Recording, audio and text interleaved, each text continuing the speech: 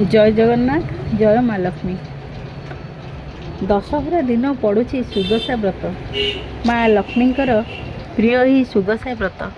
विजया दशमी दिन यही सुदशा व्रत पड़ुछि।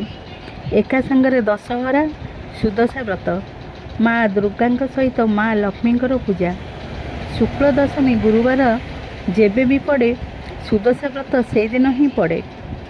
2025 अक्टोबर 2 तारिख गुरुवार दिन दशहरा पड़ुछि। ता सहित शुक्ल दशमी जहाँ माँ को प्रिय सुदशा व्रत से दिन ही पड़ुछि।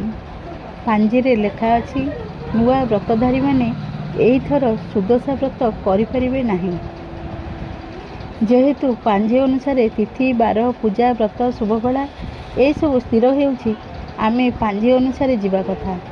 2025 रे तो आउ सुदशा व्रत नाही, तेणु 2026 रे नुआ व्रतधारी माने करिपरिबे। एथर व्रत न कले भी लक्ष्मींकर पूजा करिपरिबे, मांकर दर्शन करिपरिबे। जेमिति पालन करबा कथा सबु लक्ष्मींकर सुदशा व्रत रे जे विधि नियम सबु अछि ताहा सबु करिपरिबे। आपण माने श्रद्धार सहित यही सुदशा व्रत को पालन करंतु।